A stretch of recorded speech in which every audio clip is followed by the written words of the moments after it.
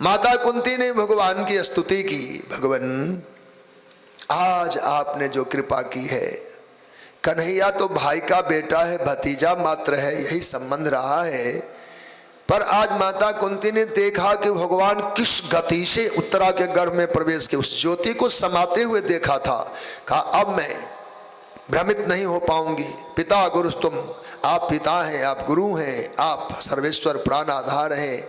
कहा बुआ तुम हमको ये सब कह करके क्यों कहती हो, क्यों हमारा वर्णन महिमा गान करती हो। कहा तुम्हारा करते नहीं, हम अपने भगवान का जस गान करते हैं।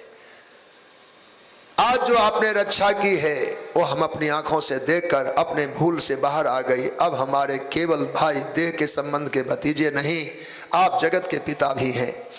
पश्चात कहा कुछ मांग लो। कहा मांगना क्या है, आपसे क्या मांगना, सब कुछ आपने दिया। अगर आपने आज्ञा दी मांगने की तो हमने जो निर्णय लिया वो प्रसाद हमें चाहिए। विपदा संतुना शश्वत तत्र तत्र जगद्गुरो भवता दर्शनम नूनम व पुनर्भव दर्शनम। आप देना चाहते मुझे विपत्ति दीजिए और विपत्ति भी शाश्वत दीजिए जिसका कभी अंत ना हो। अरे ऐसा कोई मांगता है क्या? विपत्ति निवारण के तो हजारों उपाय शास्त्रों ने बताए, लोग कटाना चाहता है दुख विपदा को, आपने विपत्ति मांगा। औरों की बात अलग होगी, जो मैं समझ पाई हूं केवल मैं ही समझ पाई हूं। इस विपत्ति में भवता दर्शनम नूनम, जब जब जीवन में संकट आया मेरा कन्हैया मेरे पास था। जब भगवान मेरे सन्मुख होंगे, साथ होंगे, वह कैसा संकट। हाँ आपके रहते मैंने कभी देखा ही नहीं संकट किसे कहते। कन्हैया आपसे दूर होना ही जीव मात्र का संकट है, आपका सानिध्य मिलना ही संपत्ति है।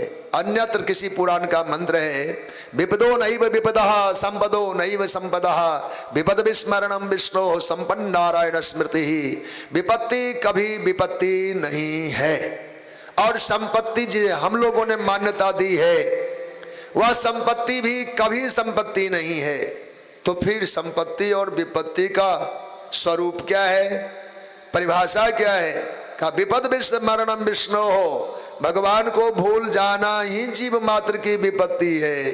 संपन्न नारायण स्मृति ही, भगवान को याद करे वो संपत्तिवान है, भगवान को भूल जाए वो निर्धन है। एक ही साधारण सूत्र और फॉर्मूले हैं।